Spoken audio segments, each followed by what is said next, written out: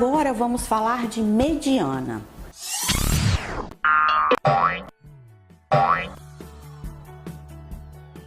Uma forma muito comum e prática de apresentar dados é através de gráfico, mas assim como na língua portuguesa, é preciso aprender a ler os gráficos. Imagine que você está conversando com um colega sobre as Copas do Mundo e ele te mostra um gráfico com a quantidade de gols que os artilheiros fizeram nas Copas de 1930 até 2006. Será que fica fácil identificar em que ano foram feitos mais gols, menos gols e outras informações? Veja no gráfico. Observe que a menor quantidade de gols é 4 e a maior é 13. Ficou fácil. Mas e se seu colega perguntar qual a quantidade do meio? Que você responde? A estatística vai ajudar você a sair dessa saia justa.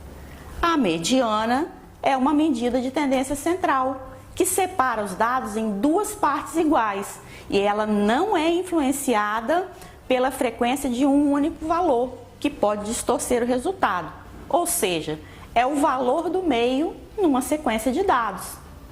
Então, vamos calcular a mediana dos dados apresentados no gráfico?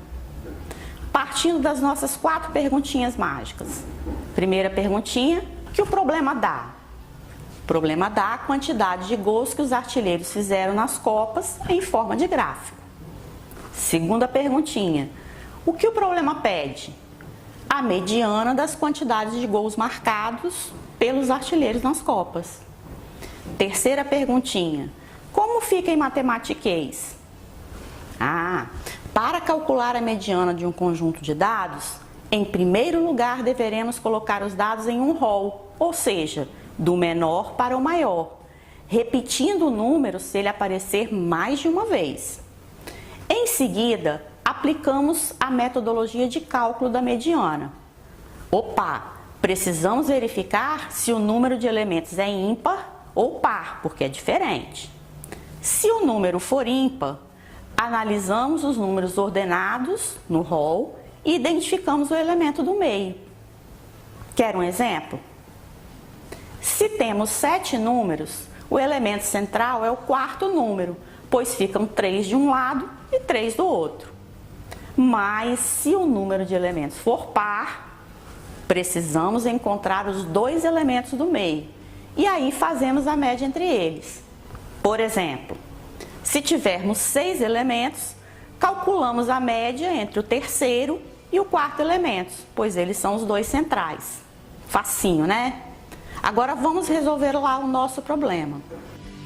Tirando do gráfico os dados apresentados, repare que vários números aparecem mais de uma vez.